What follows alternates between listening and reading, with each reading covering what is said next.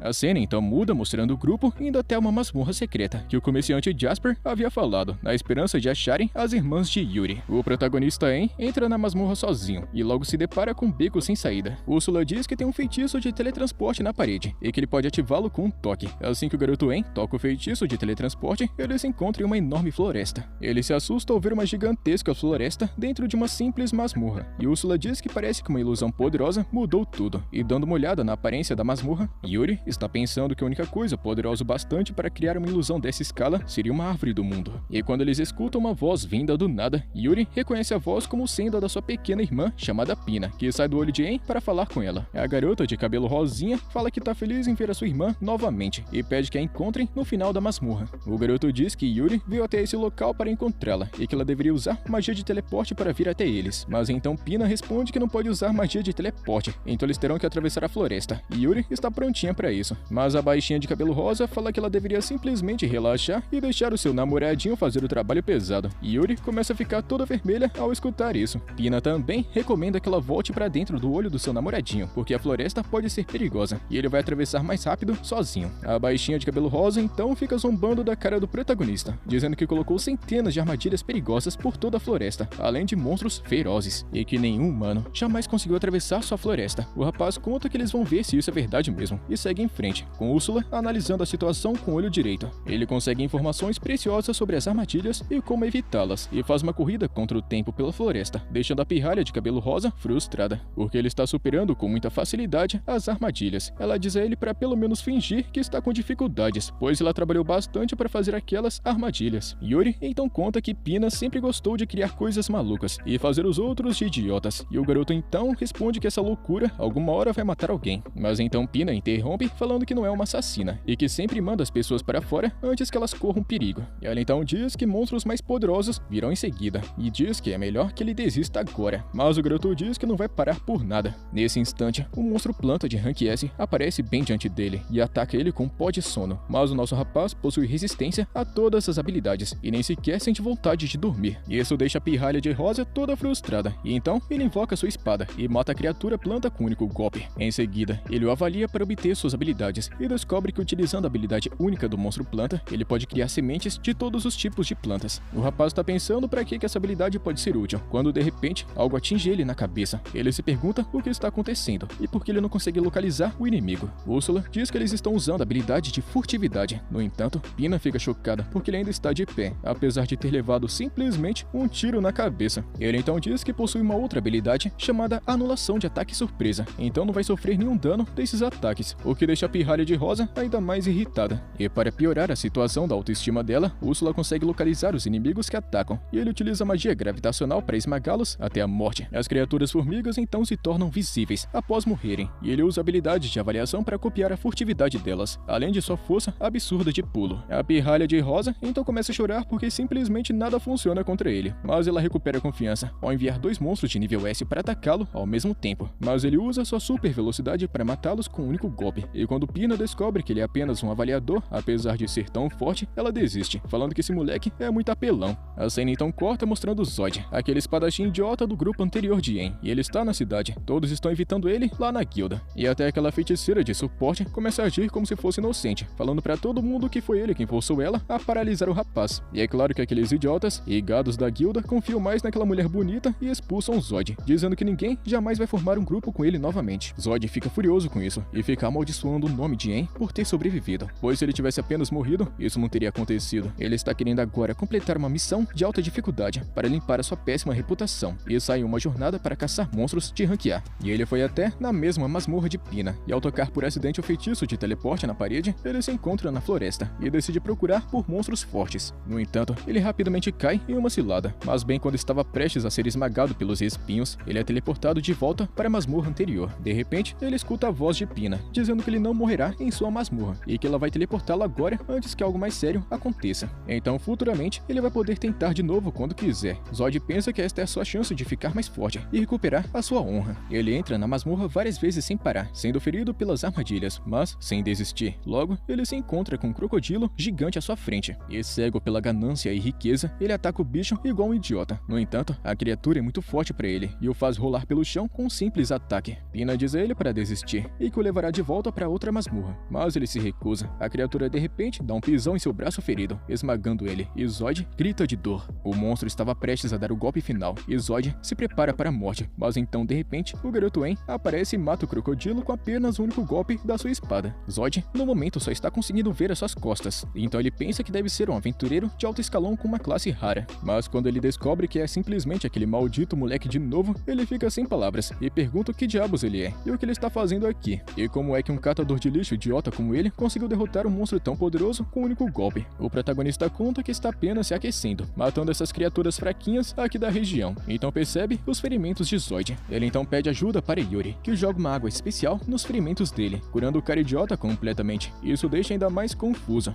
mas antes que ele consiga fazer qualquer pergunta, o garoto coloca ele para dormir utilizando magia e diz a Pina para mandá-lo embora. Depois disso, ele continua sua corrida contra o tempo e chega à sala do chefão. Pina diz a ele que está esperando depois da sala do chefe, e ele fica preocupado que se derrotar o chefe, o caminho para a árvore do mundo ainda ficará bloqueado. Úrsula diz a ele que isso não vai acontecer enquanto o núcleo da masmorra estiver intacto. Ele entra e descobre que tem uma floresta dentro da sala do chefe. De repente, o chão começa a tremer e ele rapidamente decide voar para ver uma tartaruga gigante saindo do solo. E ele se assusta ao ver essa criatura imensa, mas então Úrsula manda ele parar de ser medroso, e ele então ataca a tartaruga com bolas de fogo. Mas elas não estão causando nenhum dano. Então, a tartaruga dispara um poderoso jato de água nele, e ele utiliza a super avaliação para desacelerar o tempo. E em seguida, utiliza sua habilidade especial para devolver o ataque para a tartaruga. Mas acontece que o próprio ataque dela não pode machucá-la. Porém, o garoto foi esperto e percebeu esse truque, e se coloca na frente da criatura-chefe, ficando de propósito debaixo de seus pés, enquanto ela pisa forte. No entanto, o ataque nem sequer tocou o garoto. Ele agora tem certeza de que a tartaruga gigante é apenas uma ilusão, e ele usa uma habilidade para desativar essa ilusão, e descobre que o monstro chefão era na verdade uma pequena e fofinha tartaruga, com uma cobra. Úrsula elogia o rapaz por ter descoberto tudo isso sozinho, já que nem ela tinha percebido essa ilusão poderosa. Ele então pega a tortuguita e avalia, descobrindo que é o filhote de uma das 4 bestas míticas da criação. E falando de dentro da cabeça dele, Úrsula diz que está surpresa ao ver essa criatura, pois as 4 bestas míticas estão quase no mesmo nível da árvore do mundo original. E depois disso, ele fala com Pina e pergunta se ele realmente vai precisar matar a tartaruguinha para finalizar o desafio. Afinal de contas, ele já venceu. E ela responde que sim, pois ele é o chefão. Mas então o garoto e a tortuguita fazem aquela carinha de cachorrinhos fofos, e ela então muda de ideia e permite que o garoto venha até ela. E então em seguida, as 2 irmãs têm um reencontro emocionante após vários anos. Pina então rapidamente vai ao que interessa e pergunta para Yuri se ela também pode ir com ela, pois ela está entediada de ficar tanto tempo aqui nessa maldita masmorra, e o garoto não tá vendo nenhum problema nisso, já que isso significa mais uma bela garota em seu grupo, e também mais poder para seu olho esquerdo. Então, já que ele não é besta, concordou. Depois disso, a tartaruguinha desce do ombro de de En e se transforma em uma garota. Ela se apresenta como Kurohime, a guardiã de Pina, e filha de uma besta divina. O garoto fica chocado vendo isso, mas quem fica mais chocada é Úrsula, que chama o protagonista de mulherengo, e começa a falar com Kurohime como se ela fosse a mãe mais rigorosa da história. E o garoto não tá entendendo o que diabos está acontecendo. Então Úrsula diz ele para pedir permissão a Kurohime antes de levar Pina para dar uma volta. Ele se ajoelha diante de Kurohime para pedir permissão. E é claro que ela concorda de bom grado. E ela até presenteia o rapaz com uma pedra sábia, pois também tá querendo ir com ele e conhecer o mundo lá fora.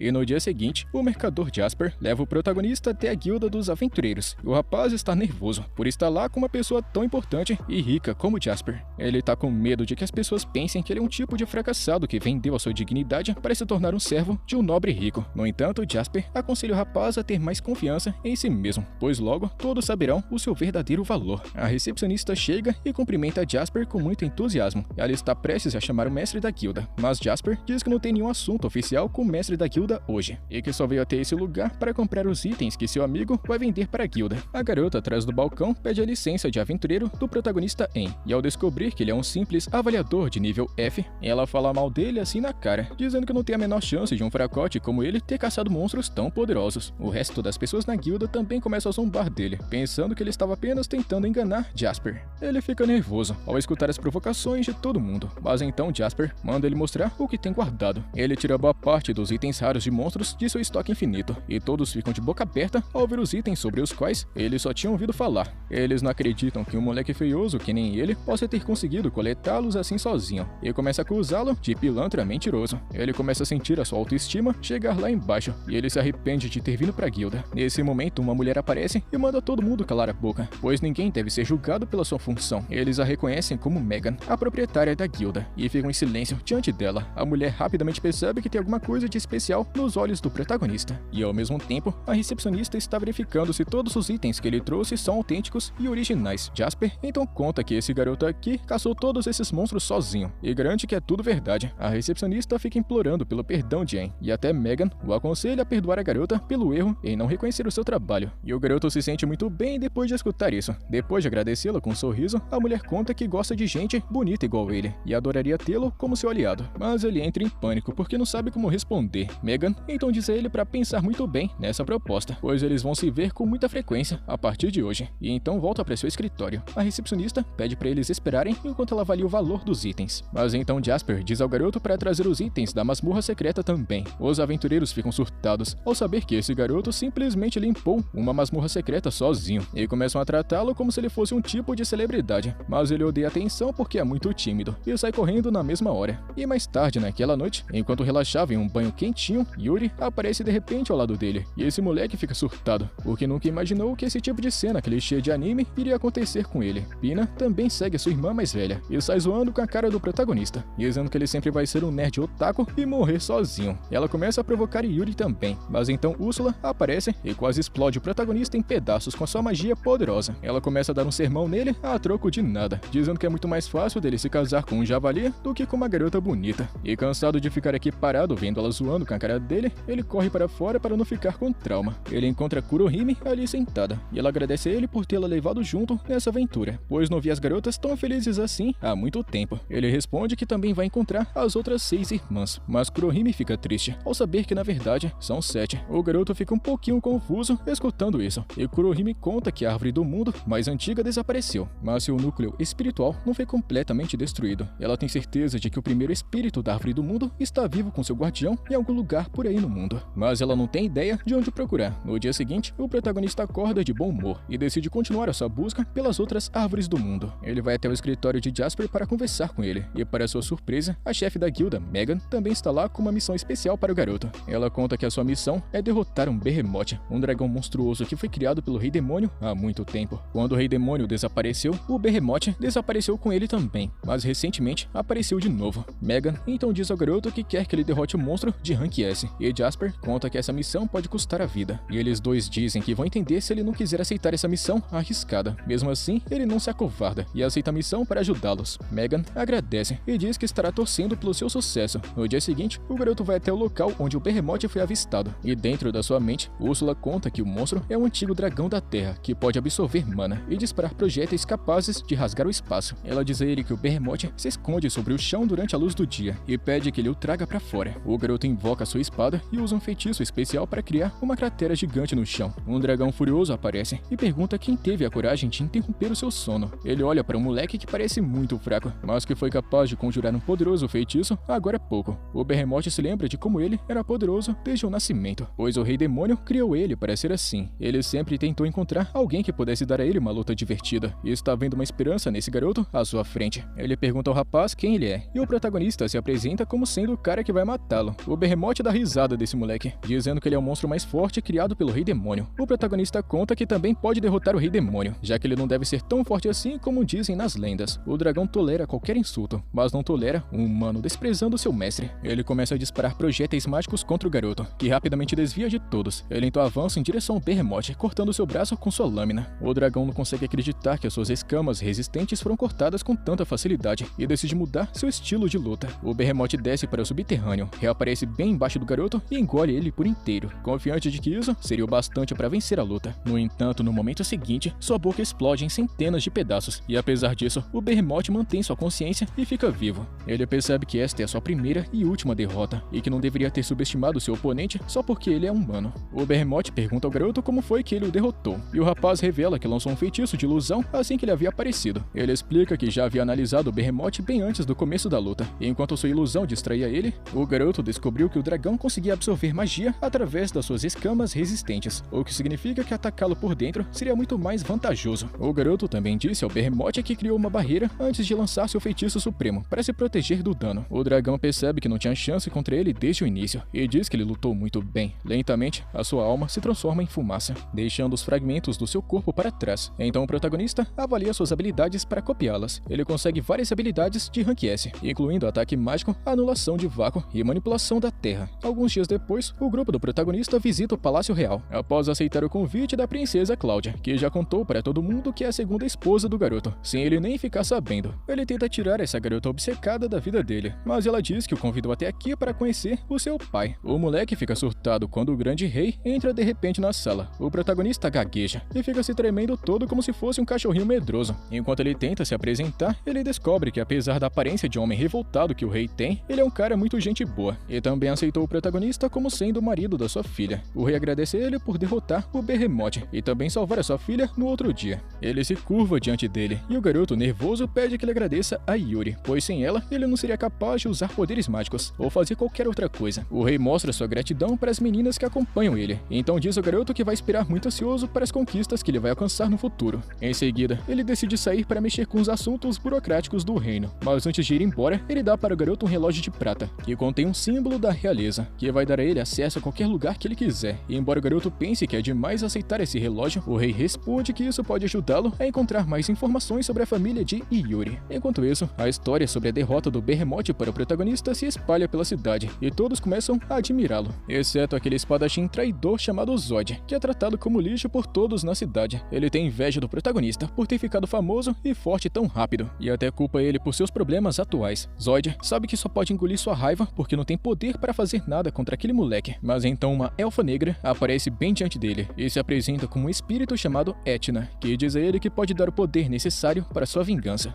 E voltando, o protagonista está em um pesadelo sobre seu passado, vendo o Zod tratando ele como se fosse um perdedor. Ele fica só aceitando os insultos, com um sorriso envergonhado. Ele tenta gritar com seu eu do passado dentro do sonho, mas obviamente ele não consegue escutar nada. De repente, ele vê uma matilha de cães infernais devorando seu corpo, o que o faz estremecer de medo, ao perceber que poderia ter acabado assim. Rapidamente, seu corpo devorado começa a rastejar em sua direção, falando que ele só sobreviveu porque tinha proteção das garotas. Ele diz que ele é um completo perdedor que teria morrido se não tivesse tropeçado na árvore do mundo por acaso. E mesmo que ele esteja orgulhoso do seu poder falso agora, nada muda o fato de que ele é um fraco e inútil por dentro. O garoto começa a gritar ao escutar isso, e seu sonho termina. Úrsula está sentada ao lado dele e pergunta se ele está bem. O garoto finalmente volta à consciência, e ele pergunta onde é que eles estão. Ela diz que ele desmaiou após o encontro com o rei, porque ele ficou exausto, e ele está dormindo desde então. Úrsula reclama que Yuri está preocupada que só o caramba com ele, e o protagonista rapidamente pergunta onde é que ela tá, e ela responde que Yuri e Pina foram dar uma volta pela cidade para conhecer o local, e ele fica preocupado. Mas Úrsula diz que não vai ter nenhum problema, pois está rastreando Yuri em tempo real, e se alguma coisa acontecer, pode simplesmente se teleportar para o lado dela. Então o rapaz começa a contar para Úrsula sobre o pesadelo que ele teve, e se convence de que seu eu do passado estava dizendo a coisa certa. Ele acredita que ele só ficou tão forte por causa da sorte que ele teve encontrando Yuri, mas no fundo, ele ainda continua sendo o mesmo fracote, que não serve pra nada. E por outro lado, Zoid está tentando entender a oferta de Etna, incapaz de acreditar que existe uma maneira para ficar mais forte. A mulher misteriosa conta que o protagonista ficou tão forte sem nem mesmo precisar se esforçar, tudo por causa do olho espiritual. O espadachim, na mesma hora, acredita nela e começa a xingá-lo por trapacear para ficar mais forte, e Etna dá risada, oferecendo a ele o mesmo poder. O espadachim fica animado escutando isso e diz que também está querendo o olho espiritual. Então, ela invoca uma versão de um olho maligno que insere na testa de Zoid. Ele começa a gritar enquanto se transforma em um demônio. Etna fica satisfeita com o resultado e lambe os lábios de uma forma sinistra, enquanto Zoid dá um grito, dizendo que agora pode se vingar.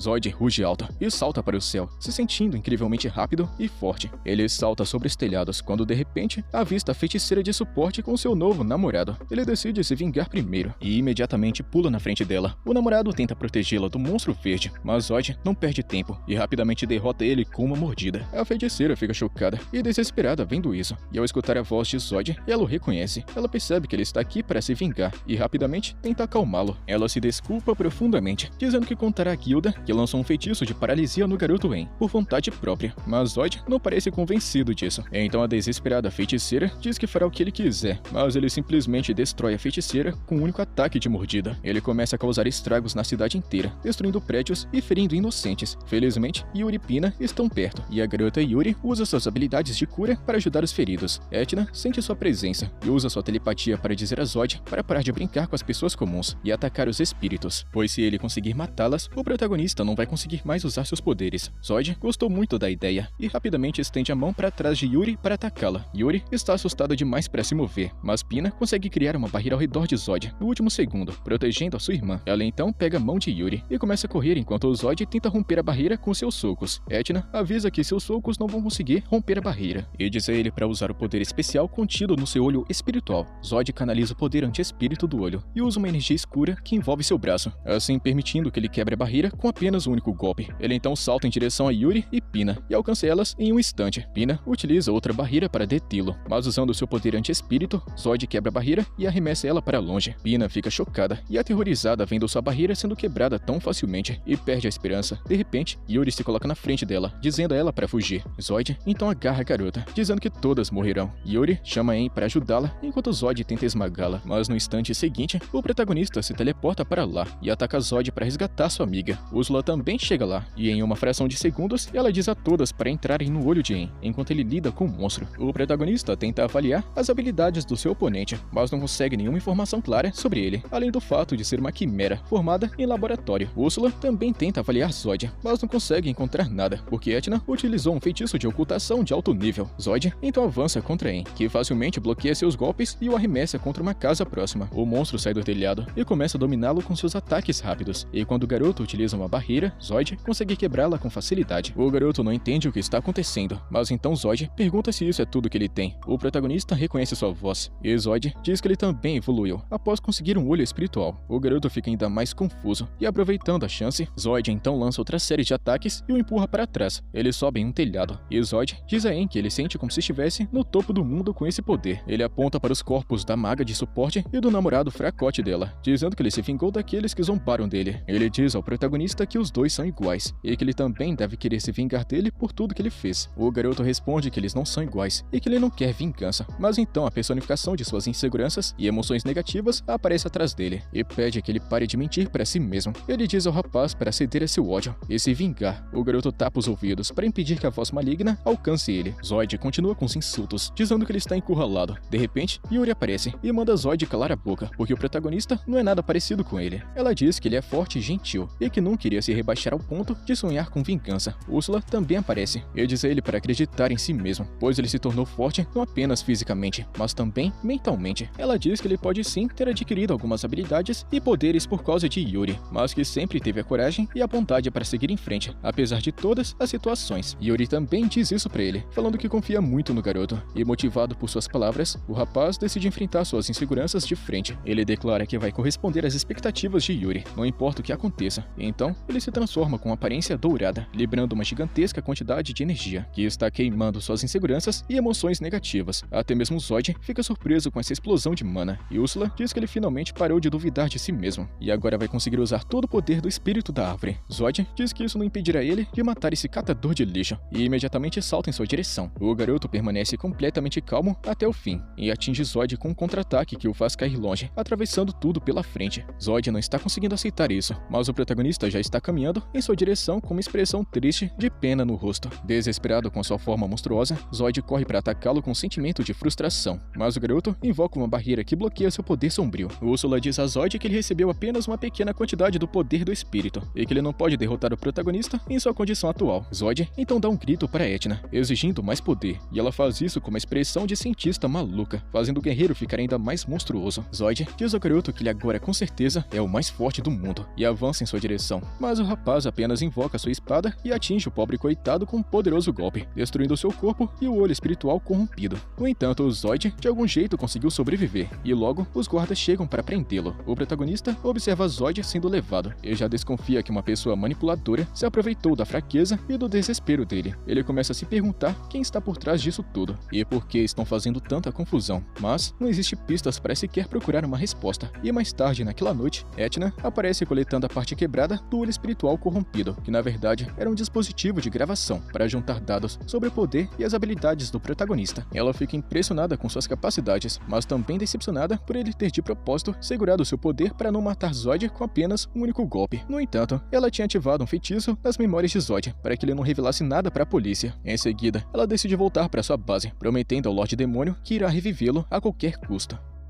E no dia seguinte, enquanto o protagonista tá tomando um chazinho, Yuri se aproxima dele com um pedido. Ela se agita toda cheia de constrangimento, enquanto pede ao rapaz para dar um selinho nela. O garoto começa a suar de medo, pois nunca chegou tão perto de uma garota na vida, e nem em seus sonhos. Ele pede a Yuri para parar de provocá-lo, mas ela fica insistindo que tá falando sério, pois esse daqui é o ritual para o contrato entre o espírito e seu guardião. Nesse instante, Úrsula aparece atrás do sofá, e embora também não esteja nada satisfeita com isso, afirma que Yuri está dizendo a verdade. Ela explica que até agora o garoto era simplesmente um guardião em treinamento, e sua conexão com Yuri era instável, fazendo com que a energia de mana dela ficasse sempre descontrolada, e ela diz que ele é muito fraco. Isso acabava sobrecarregando Yuri porque tinha que fazer todo o trabalho. Úrsula diz a ele que agora que ele despertou, precisa firmar um contrato com ela para estabilizar suas conexões. O rapaz está pensando que beijar a mão dela deve ser o suficiente para o contrato, mas então Pina e Kurohime também chegam e dizem para o garoto En dar um beijão. Ele diz a elas para caírem fora, porque ele não tá querendo plateia.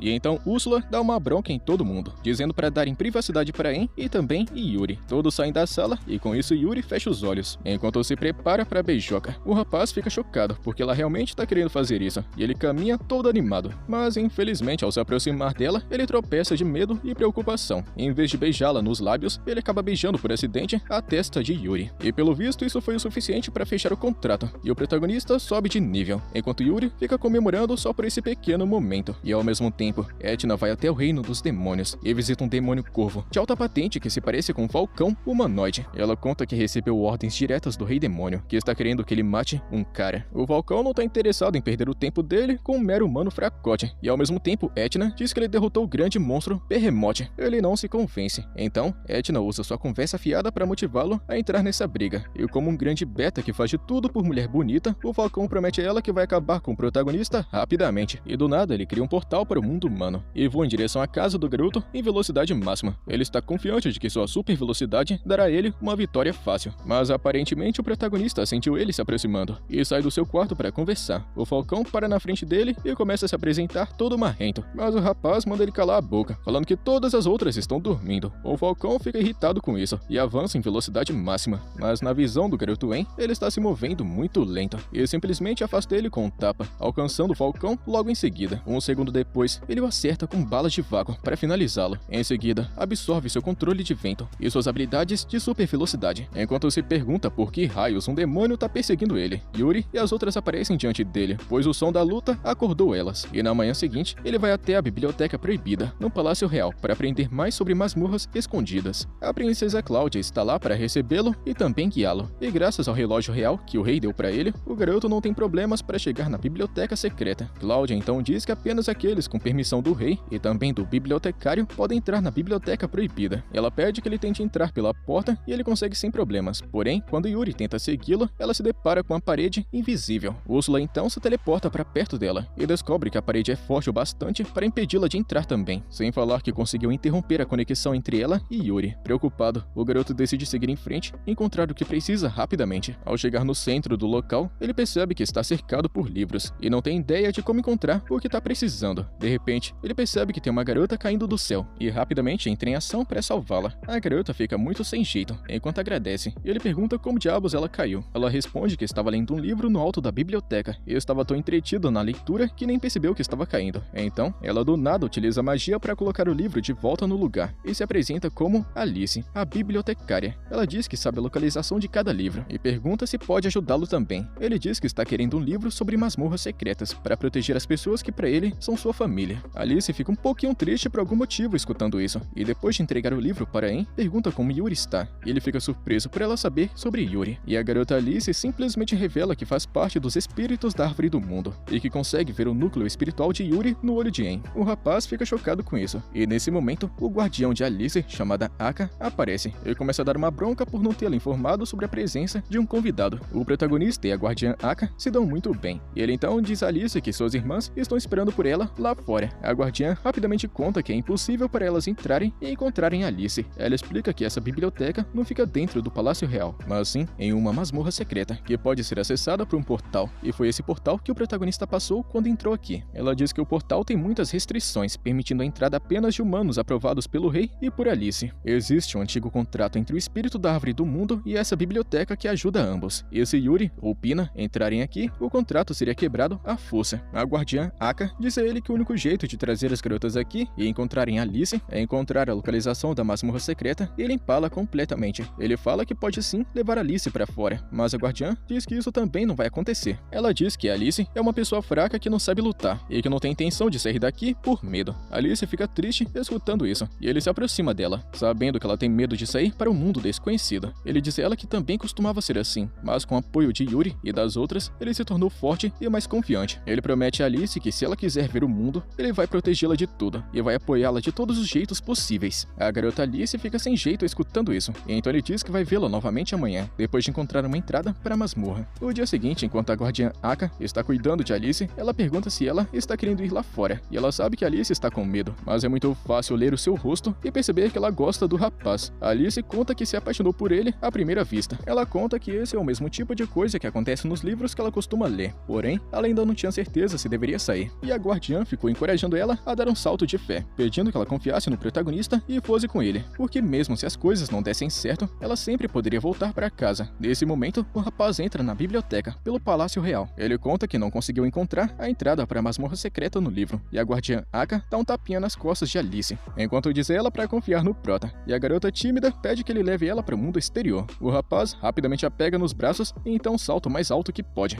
Ela sai da biblioteca e aparece na masmorra escondida acima dela. A guardiã também segue eles até lá, e entrega um núcleo do espírito de Alice para que ela possa ir com ele, criando um clone para acompanhá-lo, já que ela não consegue se teleportar, assim como Úrsula. E com esse núcleo, eles começaram a explorar a masmorra escondida, e o garoto precisa carregar Alice nas costas por metade do caminho, devido à sua pouca resistência. Ele luta contra os monstros na masmorra, mesmo sem a ajuda de Úrsula. Embora tenha alguma dificuldade para lutar contra o chefe samurai, ele também derrota ele. E com isso, eles chegam na saída, e Alice olha um pouquinho chateada, porque acha que o protagonista não vai carregar carregá-la quando eles estiverem lá fora, e o garoto diz que ela sempre pode pedir para ele carregá-la. E vendo Alice tão feliz, a guardiã Aka começa a ficar ali toda feliz com o romance deles. E logo eles chegam na casa do protagonista, e Yuri corre para abraçar Alice, mas ela dá um empurrão, porque não gosta que as pessoas a toquem. Por outro lado, Úrsula fica muito nervosa na frente de Aka, porque ela também é sua superior na classificação dos guardiões. Depois disso, Yuri abraça Em por ter trazido sua irmã mais velha para fora, o que deixa Alice com ciúmes. Pina percebe isso e tenta motivar Alice a fazer alguma coisa. Ela o abraça com força, dizendo que seu braço direito ainda está livre, e antes que Yuri possa pegá-lo, Alice pula e se agarra a ele. Pina começa a provocá-la por causa disso, e Yuri percebe que sua vida vai ficar mais difícil, tudo por causa dessas outras garotas que se apaixonaram pelo mesmo cara que ela. E para escapar dessa situação, o protagonista foge para uma sauna, mas acontece que todas as garotas seguiram ele até lá. Elas continuam perguntando para En de quem que ele gosta, e por mais que ele tente, não consegue fugir delas. E pelo visto, Úrsula é a única que está defendendo ele, falando que ninguém deve fazer essas perguntas tão desnecessárias a uma pessoa. Ele agradece a ela por estar tentando salvá-lo de um problema, mas o garoto continua desconfortável com toda essa situação. Ele diz que não aguenta mais esse calor da sauna e tenta sair. E quando Alice do nada cai em cima dele, ele percebe que ela também está com dificuldades para aturar esse calor infernal. Ele diz que ela não precisa se forçar e prejudicar sua saúde, apenas para ficar aqui dentro. Alice responde que vai fazer o que for preciso para ficar ao lado dele. E bem quando ela estava quase falando uma coisa, as outras irmãs do nada ficam dizendo que irão viver aventuras juntas de agora em diante. E as suas guardiãs sabem muito bem que as garotas acabaram de bloquear uma declaração da sua própria irmã. E depois o protagonista vai até Úrsula e pede que ele coloque o núcleo espiritual de Alice em seu olho. A garota Aka decide fazer isso, e então o garoto ganha a pedra sábia de Alice para que ele possa usar seus poderes, e Úrsula cria um contrato mágico para eles. E finalizando, Alice começa a caminhar em direção ao protagonista, mas escorrega e bate de cara no chão, ficando toda envergonhada por ser uma garota desastrada.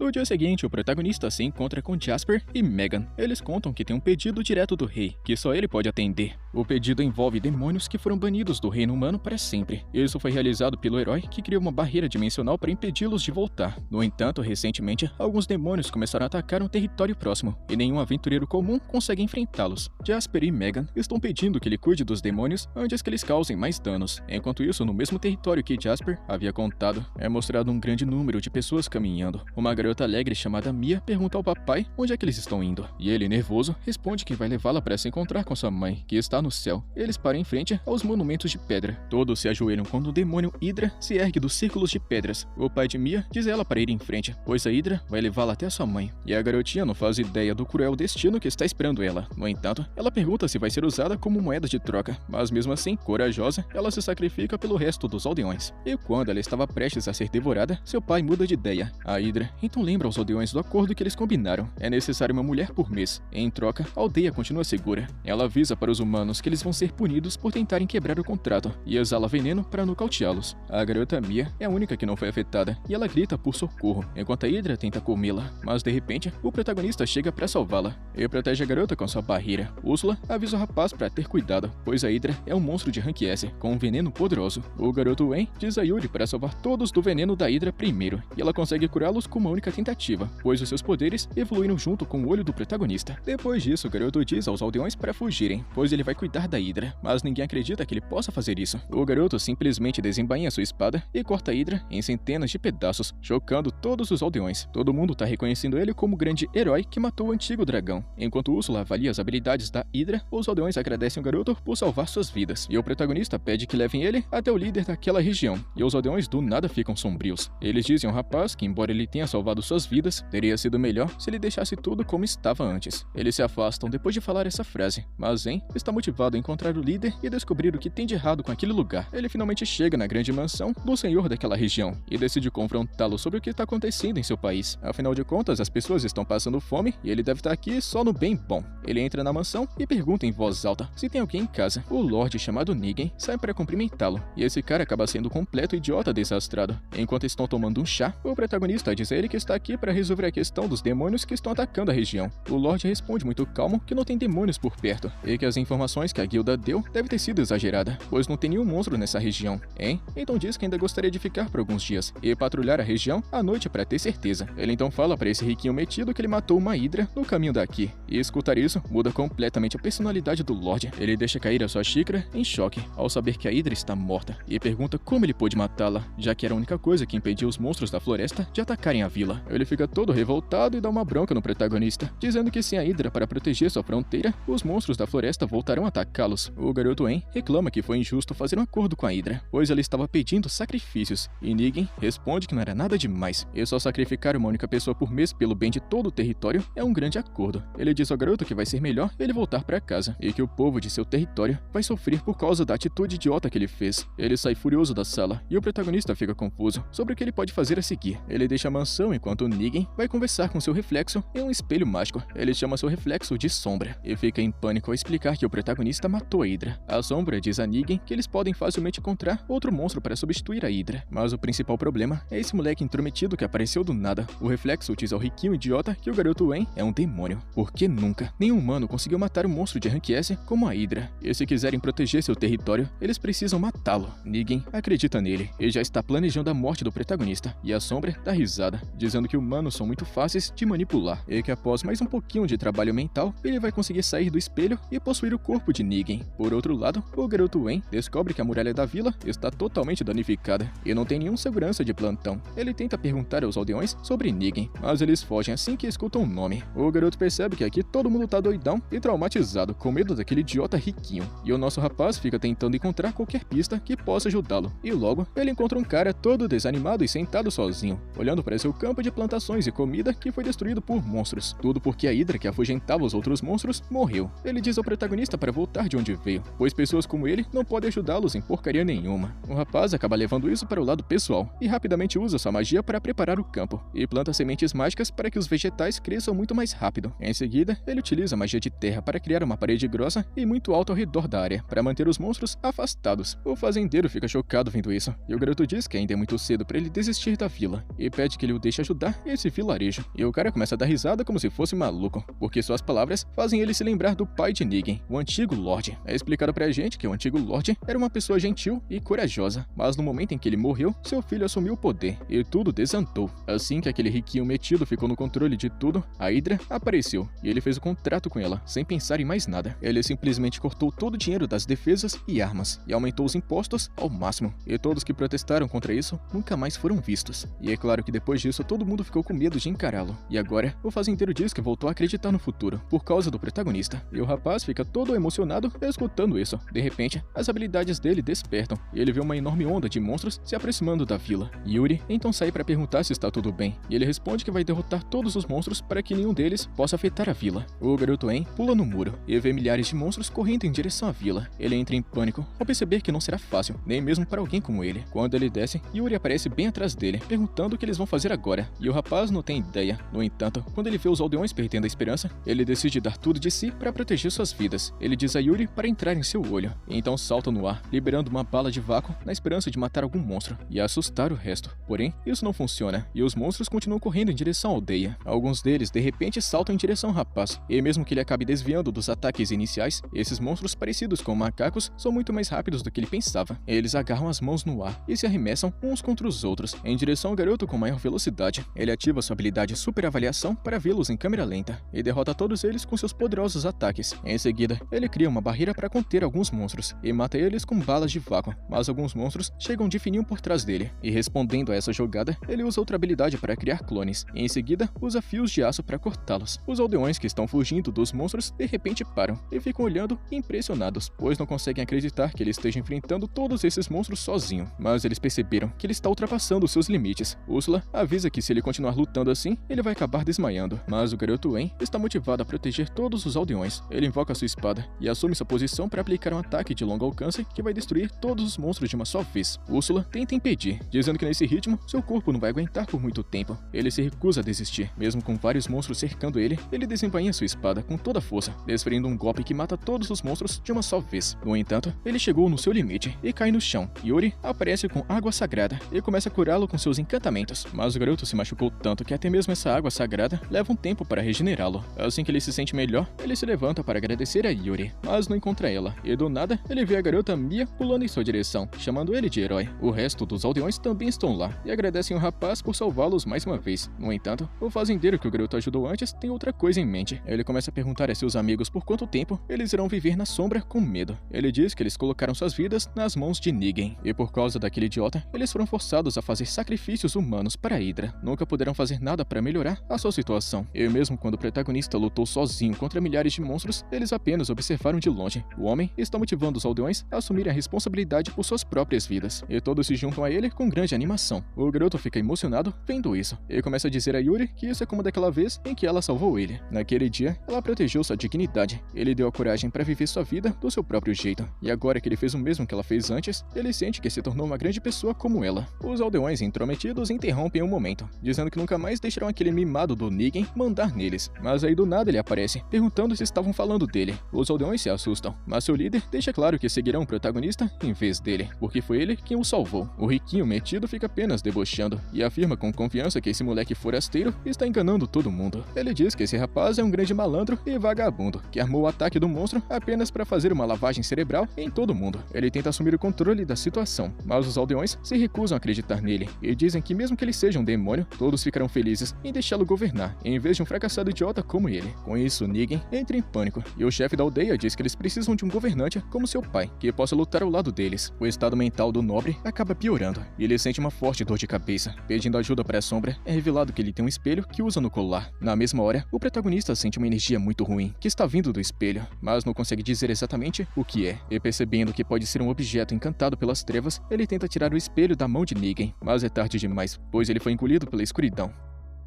E é com isso, rapaziada, que a gente chega no final de mais uma parte, que a continuação já sabe, né? Deixa sua inscrição e seu likezão. Tamo junto, mano. Até a próxima.